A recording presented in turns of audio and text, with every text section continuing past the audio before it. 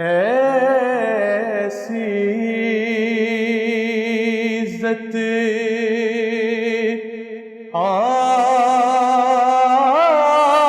نے پائی کہ بس. بسم اللہ الرحمن الرحیم. تمام تعریفیں پروردگار کے لیے، درود و سلام محمد و آل محمد کے لیے. ناظرین، میں آپ کا میزبان Syed Zaheer Naqvi, crime TV Canada Karachi studio سے حاضر خدمت. ہمارے ساتھ شریک گفتگو ہیں جناب مولانا احسن رضا نقوی صاحب. السلام علیکم. وعلیکم السلام ورحمۃ اللہ. ناظرین، ہم گفتگو کر رہے تھے سیرت صادقین کے موضوع پر. اس سے ہوتے ہوئے ہم گزشتہ نشستوں میں بھی ہم سیرت رسول پہ ہم بات کرتے آئے ہیں.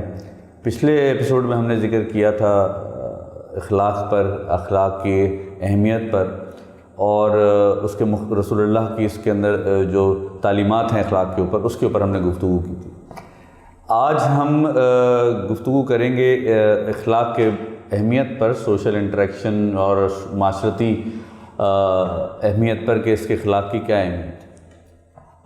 اس اخلاق کے موضوع پہ اور سوشل انٹریکشن کے حوالے سے ایک مولا علی کا ایک قول مجھے ذہن میں آتا ہے. بسم اللہ.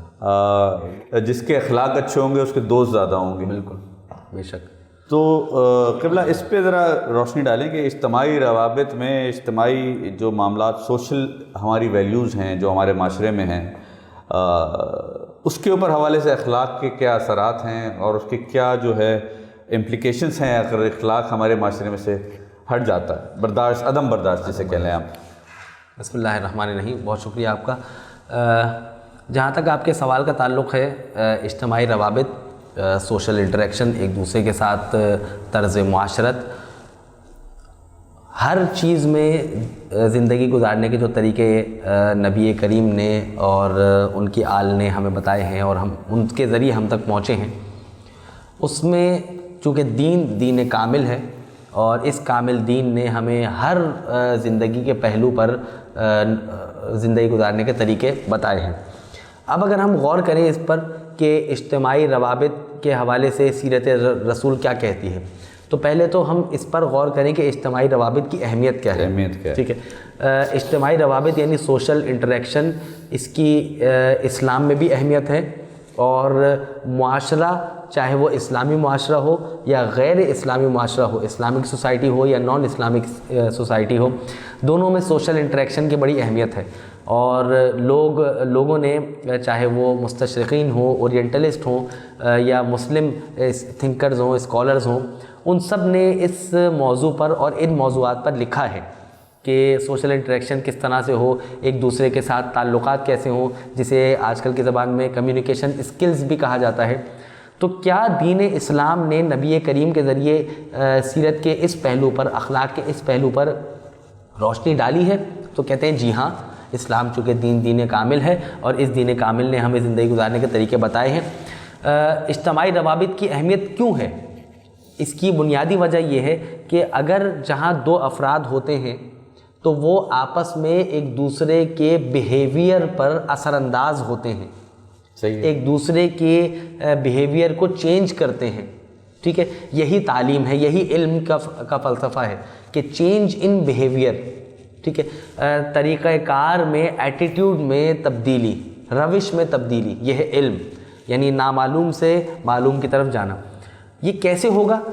اس کے لیے بنیادی طریقے مفکرین نے بتائے ہیں، اور چونکہ ہمارے لیے نبی کریم ذات اقدس ہے کہ جس کے ذریعے ہم سیرت کے پہلوؤں کو سیکھتے ہیں، سمجھتے ہیں اور اس پر عمل کرتے ہیں، تو ان میں جو پہلا سوشل انٹریکشن کا یا طرز معاشرت کا، اجتماعی روابط کا، رابطہ رکھنے کا پہلا ذریعہ ہے، وہ ہے سلام کرنا. کیا کہیں؟ اچھا، ہے تو بہت چھوٹی سی چیز، السلام علیکم یا سلام علیکم. ٹھیک ہے. لیکن اس کے اندر گہرائی ہے، ابتدا ہی پازیٹیوٹی سے ہے. بالکل. اگر ہم غور کریں اس پر کہ پازیٹیوٹی یا مثبت بیہیویئر تب آتا ہے کہ جب حضرت انسان سلام کو فوکس کرتا ہے. اور ظاہر ہے قرآن نے بھی کہا کہ فَقُلْ سَلَامٌ عَلَيْكُمْ. ٹھیک ہے. اور جب فرشتہ ملک الموت بندہ مومن کی روح قبض کرنے کے لیے آئے گا تو کہے گا کہ سلام علیکم، آپ پر سلامتی ہو. اچھا، اس کا فائدہ کیا ہے؟ فائدہ یہ ہے کہ بہت سے مفکرین نے بھی لکھا ہے کہ میں نے نان مسلم مفکرین جو ہیں انہوں نے لکھا ہے، ان میں سے بہت سو نے لکھا ہے، گولڈریہر وغیرہ نے لکھا ہے کہ میں نے یہ دیکھا ہے کہ دین اسلام کی بہت سی باتیں اچھی ہیں، ان میں سے ایک جو اچھی بات ہے وہ یہ ہے کہ نبی کریم کی تعلیم کردہ ایک صفت ہے، وہ ہے سلام کرنا، کہ جس کے ذریعے لوگ دائرہ اسلام کے قریب ہوتے ہیں۔ صحیح بات۔ اور خود حدیث کا جملہ بھی ہے، نبی کریم کی حدیث بھی ہے کہ اس سے کلام مت کرو کہ جو کلام کی ابتدا سلام سے نہ کرتا ہوں۔ بے شک، واضح ہے بالکل، یعنی جو سلام سے کلام کی ابتدا نہ کرے اس سے کلام ہی نہ کرو، اس قدر سختی ہے اور اس قدر اہمیت بھی ہے۔ سلام کا فائدہ کیا ہے کہ ہم بچپن سے سنتے آ رہے ہیں کہ سلام کرنے والے کو 69 نیکیاں ملتی ہیں، ٹھیک ہے، اور 69 نیکیاں ملتی ہیں، اور سلام کا جواب دینے والے کو 1 نیکی ملتی ہے۔ یہ کل ملا کر 70 نیکیاں ہیں۔ سلام کے پیچھے جو فلسفی اور فلسفہ ہے، ٹھیک ہے، تو مناسب یہ ہے کہ انسان سلام کرے، ٹھیک ہے۔ کہا نا حدیث رسول ہے کہ تم میں سے افضل وہ ہے جو سلام میں پہل کرے، جو سلام میں پہل کرے، بالکل۔ اور ظاہر ہے سوار پیدل کو سلام کرے، یہ ساری کی ساری چیزیں سلام کے متعلق ہمیں ملتی ہیں۔ اور پھر سوشل انٹریکشن جب سلام سے شروع ہوگا، سلامتی سے شروع ہوگا، تو پھر اس میں ایک چیز آئے گی مصافحہ اور معانقہ، ٹھیک ہے، یہ 2 الگ الگ چیزیں۔ مصافحہ ہینڈ شیک، ہاتھ ملانا، معانقہ یعنی گال سے گال ملانا، رخسار سے رخسار ملانا، ٹھیک ہے، گلے ملنا، ٹھیک ہے۔ اچھا، اسلام چونکہ ایک کامل دین ہے، جیسے کہ میں دوبارہ اس جملے کی تکرار کر رہا ہوں، کامل دین ہے، اور اس کامل دین نے ہمیں یہ بھی بتایا ہے کہ آپ کو مصافحہ کیسے کرنا ہے۔ دیکھیے، مصافحہ اس قدر نرمی کے ساتھ نہ ہو کہ جس سے مصافحہ کیا جا رہا ہے اس کو ایسا محسوس ہو کہ لطف نہیں آیا، صحیح، گرم جوشی چاہیے، گرم جوشی چاہیے۔ اچھا، اس کو بھی درست کر لیجیے، گرم جوشی اتنی زیادہ بھی نہ ہو کہ ہاتھ اتنی زور سے ملایا جائے کہ پھر آرتھوپیڈک سرجن کے پاس بیٹھے ہوئے ہوں، ہے نا، میانہ روی ہو۔ اسلام کے ہر فعل میں میانہ روی ہے، نہ اتنی نرمی سے مصافحہ ہو، نہ اس قدر گرم جوشی کے ساتھ ہو، میانہ روی ہو، ٹھیک ہے، اور اگلے کو محسوس ہو کہ جی ہاں یہ مجھے اہمیت دے رہا ہے، ٹھیک ہے۔ بعض اوقات ہم یہ دیکھتے ہیں کہ اگر کوئی ایسا شخص آ رہا ہے کہ جسے ہم پسند نہیں کرتے ہیں تو ہم اپنا منہ پھیر لیتے ہیں، دوسری طرف دیکھنا شروع کر دیتے ہیں تاکہ ہمیں اسے سلام نہ کرنا پڑے۔ اچھا، ہم تو چلے سلام کر ہی نہیں رہے، وہ اگر ہمیں دیکھے گا، آنکھیں 4 ہوں گی تو وہ ہمیں سلام کرے گا، پھر ہمیں جواب دینا پڑ جائے گا، واجب ہے۔ سلام کرنا واجب نہیں ہے، جواب دینا واجب ہے، ٹھیک ہے، بلکہ اس قدر اہمیت ہے کہ نماز میں، واجب نماز میں بھی اگر آپ کو کوئی توجہ کے ساتھ اور ثبات قدمی کے ساتھ جو ہے وہ قلبی کے ساتھ سلام کر رہا ہے تو آپ کو جواب دینا اسی زبان میں واجب ہے۔ اسی کی اصلاح بھی کر لیجئے، سلام کن الفاظ میں کرنا ہے؟ السلام علیکم، یہ پہلا۔ دوسرا، سلام علیکم، ٹھیک ہے، یا سلام علیکہ، ٹھیک ہے، یا سلام علیکی اگر مرد یا عورت ہے تو، ٹھیک ہے، ایک تو یہ۔ دوسرا، وہ جو الفاظ ہمارے یہاں رائج ہیں، السلام علیکم نمبر 1، نمبر 2 سلام علیک، ٹھیک ہے، اور یا سام علیک، اس طرح کے جو الفاظ ہیں یہ نامناسب ہیں۔ اگر ان کی لغت کے اندر معنی جا کے دیکھیں تو وہ معنی نہیں بنتے کہ جس کی طرف اسلام توجہ دلواتا ہے۔ بے شک ایسا ہی ہے۔ اسی طرح سے مصافحہ اور پھر معانقہ، یعنی ایک دوسرے کے ساتھ اچھا طریقہ کار اختیار کرنا، ٹھیک ہے، ایک دوسرے کے ساتھ اس طرح سے ملاقات کرنا کہ اگلے کو جو ہے وہ محسوس ہو کہ جی ہاں یہ مجھے جو ہے وہ توجہ، میرے ساتھ توجہ دے رہا ہے۔ اب سیرت رسول میں جب مصافحہ اور معانقہ، جب سوشل انٹریکشن ہے تو پھر ہم دیکھتے ہیں کہ دین اسلام وہ دین ہے، وہ کامل دین ہے کہ جس دین اسلام کے آنے سے قبل اور پہلے کیا حالات تھے کہ ایک دوسرے کے دشمن تھے، بھائی بھائی کا دشمن، اور دشمنیاں کئی سالوں سے، صدیوں سے چلی آ رہی تھی، ٹھیک ہے۔ اور وہ جو پرائمری اور سیکنڈری لیول کی جو بنیادی اسلامیات ہے اس میں ہمیں یہ بتایا جاتا ہے کہ سب ایک دوسرے کے دشمن تھے، فَأَلَّفَ بَيْنَ قُلُوبِهِمْ، پھر نبی کریم نے ان کے دلوں میں الفت اور محبت قائم کر دی۔ کیسے؟ بھائی چارہ، بردرہوڈ کے ذریعے، ٹھیک ہے۔ آپ دیکھیں جب نبی کریم مکے سے مدینے میں داخل ہوئے اور مدینے میں داخل ہونے کے بعد نبی کریم نے پہلا کام یہ کیا کہ انصار کو مہاجر کا بھائی بنا دیا۔ اسے کہتے ہیں اخوت، بردرہوڈ۔ اور یہی وہ صفت تھی کہ جس کے ذریعے سے سب ایک دوسرے سے بغل گیر ہو گئے، ایک دوسرے کے ساتھ محبت کا رویہ اختیار کرنے لگے، ایک دوسرے کے ساتھ دوستی اور پیار محبت کا الفت کا رشتہ ان کے درمیان میں قائم ہو گیا، ٹھیک ہے۔ انصار جو مدد کرنے والے ہوں اور مہاجرین جو ہجرت کر کے آئے ہوں، نبی کریم نے ہر مہاجر کو انصار کا، ہر انصار کو مہاجر کا بھائی بنایا۔ اس کا فائدہ کیا ہوا؟ اس کا فائدہ یہ ہوا کہ جب انسان سوشلی انٹریکٹ کرے گا ایک دوسرے کو، تو آپس میں انٹریکٹ کرنے کے لیے کوئی ایسا شخص چاہیے کہ جس سے انٹریکشن ہو، ٹھیک ہے۔ اچھا، مکے کی لائف اسٹائل مختلف ہے، مدینے کی لائف اسٹائل مختلف ہے۔ نبی کریم نے دونوں کو آپس میں ایک دوسرے کا بھائی بنا دیا، تاکہ دونوں کے way of life, way of thinking, ٹھیک ہے، زندگی گزارنے کا طریقہ، یہ آپس میں ایک دوسرے کے ساتھ مرج ہو، ٹھیک ہے، اور سیکھنے سکھانے کا رویہ اور روش آگے قائم رہے۔ نبی کریم نے یہی بتایا کہ دونوں آپس میں بھائی بھائی بن جائیں، اور نبی کریم نے بنایا، فلاں کو فلاں کا، حضرت علی کو پھر اپنا بھائی بنایا، محبت بڑھی، ٹھیک ہے۔ اور رہائش کے طریقے، رہن سہن کا طریقہ، کھانے پینے کا طریقہ، سفر کے ایتھکس، یہ سب ایک دوسرے کے ساتھ جو ہے وہ مرج ہوئے۔ برداشت اور صبر کا رویہ، تحمل مزاجی، یہ سب ایک دوسرے کے ساتھ جو ہے وہ جب ایک دوسرے کو سیکھنے سکھانے کا رویہ روش پیدا ہوئی اور مہاجر اور انصار کے درمیان میں، تب جا کر جو ہے وہ ایک اسلامی معاشرے کی بنیاد مدینے میں رکھی گئی۔ ناظرین، ہماری گفتگو جاری ہے، اس پہ ہم حاضر ہوتے ہیں ایک چھوٹے سے وقفے کے بعد۔ ایسی عزت آپ نے پائی کہ بس ایسی عزت آپ نے پائی کہ بس۔ جی ناظرین، ویلکم بیک، وقفے کے بعد حاضر خدمت ہے۔ ناظرین، ہم گفتگو کر رہے ہیں اخلاقیات پر، سیرت رسول پر، اسوہ حسنہ پر۔ اس اخلاق کا جو موضوع ہے، اس میں ایک اخلاقیات میں ایک بات شمار ہوتی ہے کہ آپ جیسے ابھی تھوڑی دیر پہلے ہم نے ذکر کیا تھا کہ اخلاق، اگر آپ کسی کو مسکرا کے بھی دیکھیں تو مولا علی نے فرمایا ہے کہ کسی کو مسکرا کے بھی دیکھو تو ایک صدقہ ہے، تو مطلب کتنی بڑی چیز ہے کہ مجھ سے مسکرا دینا بھی صدقہ ہے۔ تو اس مسکرا دینے کے اوپر بھی جو ہے نا، آج سائنٹیفک ریسرچ ہوئی ہے کہ اس مسکرانے سے کوئی اثر پڑتا ہے آپ کے جسم پہ یا نہیں پڑتا۔ تو ریسرچ یہ کہتی ہے کہ اگر آپ مسکراتے ہیں تو ایک انزائم ہے، ایک ہارمون ہے اینڈورفنس، وہ پیدا ہوتا ہے، اور وہ پیدا ہونے سے آپ کے جو سٹریس لیول ہے وہ کم ہوتا ہے، اور خوشی کے جو جذبات ہیں وہ ابھرتے ہیں۔ سبحان اللہ۔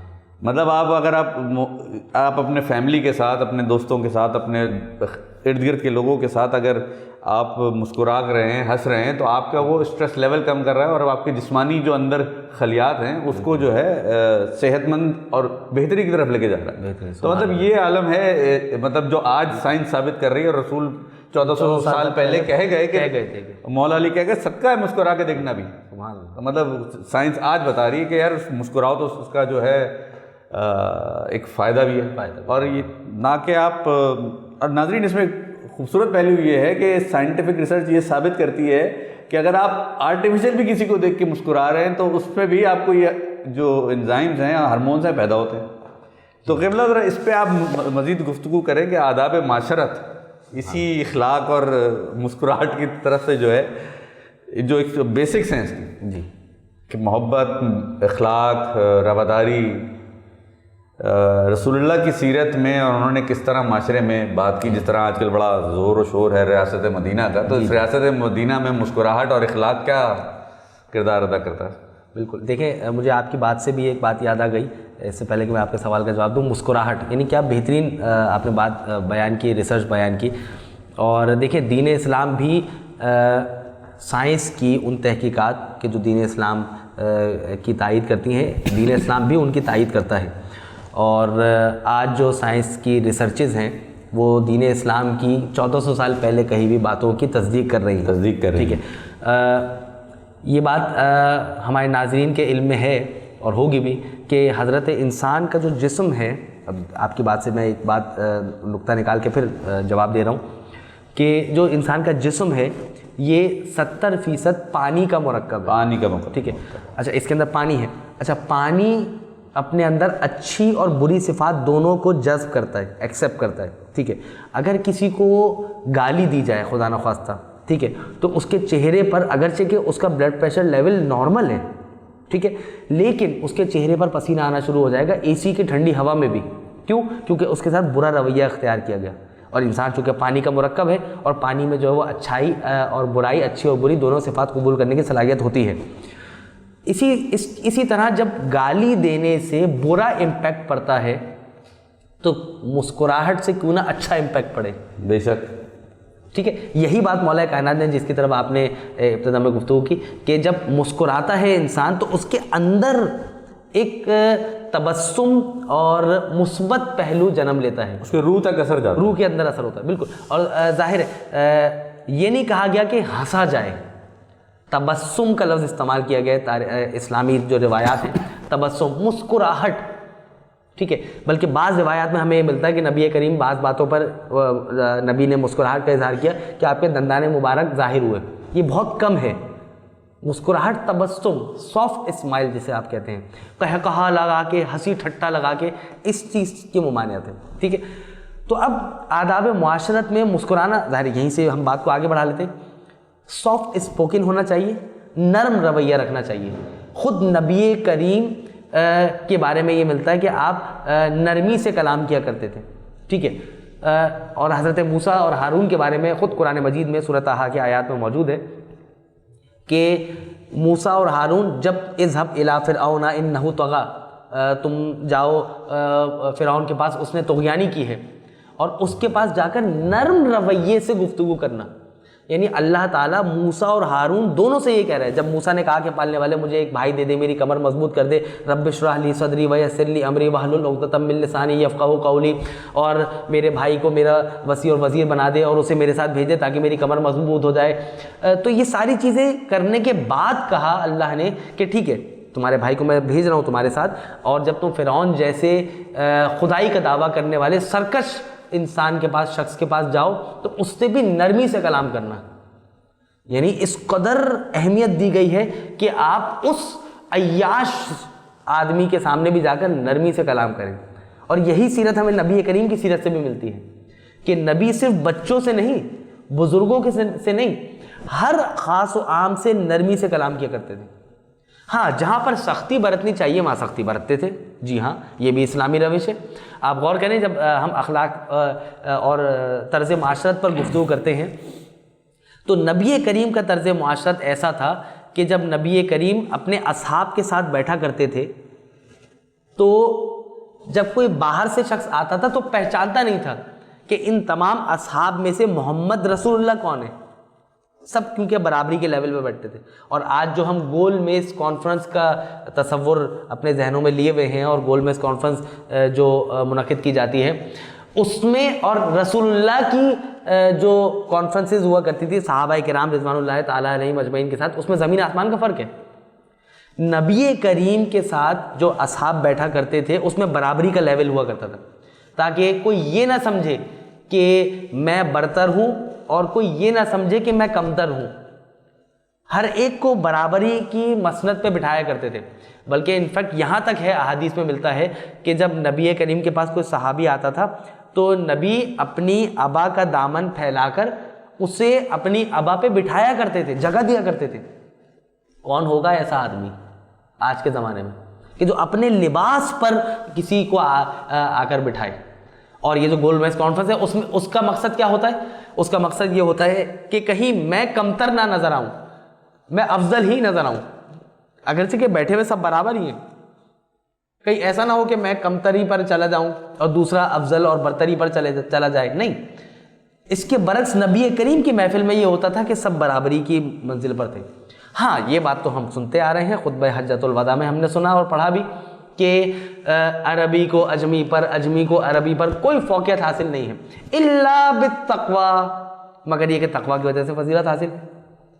انسان کو دوسرے انسان پر کوئی فضیلت اور فوقیت اور برتری حاصل نہیں ہے مگر یہ کہ تقوی. ہاں نبی کریم کی بارگاہ میں جو بھی افراد بیٹھا کرتے تھے وہ سب برابر تھے. من حیث الانسان, इंसान होने के उन्मान से, मोमिन होने के उन्मान से। हाँ, ईमान के दराजात जिसका जितना खुशू है, जिसकी जितनी तवज्जो है, जिसकी जितनी डिवोशन है, जिसकी जितनी मोहब्बत है, जिसकी जितनी अताअत है, जिसकी जितनी मारिफत है, पहचान है, जिसकी जितनी इत्तिबाए रसूल है, ठीक है, उसके फिर लेवल और दराजात बढ़ जाते हैं। वो ईमान के दराजात हैं, ठीक है। उसमें तो सहाबा किराम भी एक दूसरे के बराबर नहीं है। हाँ, इंसान होने के लिहाज से नबी करीम सबको साथ बिठाया करते थे। और बल्कि हमें ये भी रिवायत का जुमला मिलता है कि एक सहाबी मस्जिद में दाखिल हुए, मस्जिद में कोई नहीं था, नबी करीम तन्हा तशरीफ़ फरमा थे। जब सहाबी तशरीफ़ लाए तो नबी करीम खड़े हुए, उनका इस्तकबाल किया और कदम दो कदम पीछे होके बैठ गए और सहाबी को अपनी जगह पे जगह दी। सहाबी बैठ गए, बैठने के बाद पूछा, या रसूल अल्लाह, आप पीछे क्यों हटे? मस्जिद तो पूरी खाली है, कोई जगह ही नहीं है कि कोई रश हो, हर जगह पे हर जगह खाली है, तो फिर आपने मुझे क्यों जगह दी? तो नबी करीम ने कहा कि अखलाक का तकाजा ये है कि इंसान दूसरे के लिए जगह को छोड़ दे। ये है अखलाक व माशरत, ये है तर्ज़ माशरत नबी करीम का, जो आपने हमें बताया, जो तरीक़ाकार ज़िंदगी गुजारने के हमें बताए। यही नबी करीम की सीरत के पहलू हैं कि जिनसे हमें सीखने का दर्स लेना चाहिए और सीखना चाहिए और तरीक़ाकार को जो है वो हासिल करना चाहिए। यही सीरत के पहलू हैं कि जिन पर अगर हम गौर करेंगे कि तर्ज़ माशरत नबी करीम का कैसा था, आप कैसे मुस्कुरा कर दूसरों से बातचीत किया करते थे, ज़मीन पर नरम रवि से चला करते थे। वला तमशी अलल अर्ज़ मराहन, ज़मीन पर सख्ती के साथ ना चलो। फिर सूरह फुरक़ान की आयत में इबादुर रहमान की जो सिफ़ात हैं उसमें ये बयान किया जाता है कि वल्लज़ीना, जो इबादुर रहमान लज़ीना यमशूना अलल अर्ज़ हौना व इज़ा ख़ातबहुमुल जाहिलूना क़ालू सलामा, कि जब अल्लाह के बंदे, रहमान के बंदे ज़मीन पर चलते हैं तो नरमी के साथ चलते हैं, और जब जाहिल उनसे ख़िताब करता है तो वो सलाम करके आगे बढ़ जाते हैं, सलामती कह के आगे बढ़ जाते हैं। नबी करीम का भी तरीक़ाकार यही था कि जब ज़मीन पर चला करते थे, बात की बातें तो बाद में आएंगी कि नबी का तर्ज़ माशरत कैसा था, तर्ज़ माशरत में पैदल चलना भी दीन इस्लाम ने हमें बताया है। क्या कहें, सूरह बनी इसराइल की आयत में है कि ऐसे ज़मीन पर न चलोगे जैसे तुम ज़मीन को फाड़ खाओगे। नरमी के साथ नबी करीम चला करते थे। ये अखलाक और माशरत और तर्ज़ माशरत के नबी करीम के पहलू हैं मुख्तसरन, कि जिन पर हमें अमल करना चाहिए, जिन पर हमें अमल पैरा होना चाहिए, ताकि हमारी दुनिया भी सहल हो जाए, आसान हो जाए, और एक सोशल इंटरेक्शन कायम हो, और एक बेहतरीन इस्लामी माशरा कायम हो, और हमारी आखिरत भी बेहतरी की तरफ आ जाए। बिल्कुल। नाज़रीन, इस पूरे गुफ्तगू में हमारा सैर हासिल यही है कि अखलाक को हम अपने माशरे में पनपने का मौका दें और एक दूसरे के साथ अखलाकियात से पेश आएँ, बर्दाश्त अपने अंदर पैदा करें, क्योंकि ये जो अदम बर्दाश्त के रवैये हैं ये मोहब्बतों को दूर करते हैं और फासले पैदा करते हैं, और ये उस तालीमात अइम्मा इस्लाम और रसूल खुदा सल्लल्लाहु अलैहि वसल्लम की तालीमात के भी बरक्स हैं। दुआ है परवरदिगार हम सबको अखलाकियात से ज़िंदगी गुजारने और अदम बर्दाश्त का से काम लेने की जो है तौफीक अता फरमाए, और एक दूसरे को बर्दाश्त करना और उनके साथ हुस्न अखलाक से पेश आना, ये हमारे लिए एक कार खैर साबित हो और हमने सही यही अमाल जो हैं हमारे आखिरत में भी काम आए। इसी गुफ्तगू के साथ हम आज की नशिस्त से हम आपसे इजाज़त चाहते हैं। मुझे और अल्लामा साहब को इजाज़त दीजिए। अपना और इर्द गिर्द के लोगों का ख्याल रखिएगा। तब तक के लिए अल्लाह हाफ़िज़। मोहम्मद या